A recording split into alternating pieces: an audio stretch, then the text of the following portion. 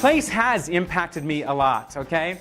I tell people that Kraig Kelsey grew up in a Christian home. I went to a Christian elementary school. I went to a Christian high school. I even went to a Christian college. And then I went into a Christian profession, all right? So I've had such a steady diet of Jesus. But when I join a church, okay, when I have joined a church, just like many people like you have joined a church, you went searching, okay? And the church was full of all these people. And the church was full of all of these different programs, okay, the way that church has been done in the past. And when you come to the church, you're trying to find your place.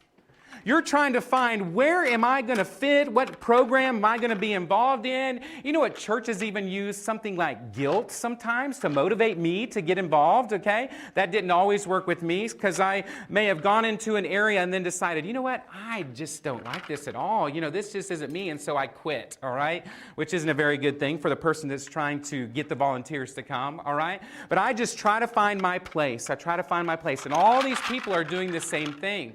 And so there's many different reasons of why we go and try to find our place at the church. And there's different reasons why we come to find our right place. And so that's what PLACE is all about today, is about looking at you, your God-made design, your unique design, how you were created, so that when you come to a point, and when you come to a point where you're looking for an opportunity to serve Christ, that you're not waking up thinking, oh, you know, I got to go serve today, you know, or I got to go down to the church and do that, you know. We want serving to be such a joyous occasion, such a joy to come to church and to serve, or outside of the walls of the church or wherever you're serving. We want it to find your place so that you can have a perfect fit. So you find that perfect place for you, so that when you're serving, you are so ecstatic and you are so joyful. And you know what? You're not only competent to do that job, because we're competent to do a lot of things, but we're fulfilled because we have the right place. They looked at me first and program second.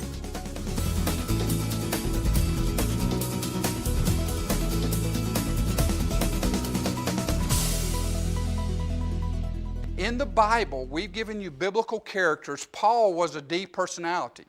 And we've given you some traits of Paul that were positive, and we've given you some traits that weren't so positive about the Apostle Paul. They're not easily discouraged, but they do have a low tolerance for mistakes. You remember the story, some of you know the story of Barnabas and Paul and John Mark. They went on the first missionary journey. Things got a little bit tough, right? John Mark deserted them. It got time to go to the second journey, and what happened? Barnabas said, we'll take John Mark, and Paul said, no, we won't. And Barnabas said, yes, we will. The Bible says it caused such a sharp dispute that Paul ended up taking Silas, and Barnabas ended up taking John Mark. And I'd like to say to Paul, when I get to heaven, you should have come to my PLACE workshop, and you could have understood that there's something called grace in the Bible too, all right? People do get second chances. But you can see there were strengths with Paul's personality in areas that even he, I believe, needed to grow in. You can be so insecure as C personalities. Exodus chapter 4, Lord, what if they don't follow? What if they don't follow? And God kept telling Moses, they're going to follow because I've chosen you to be the one that leads. You're gifted people. But oftentimes you're the last one that sees it.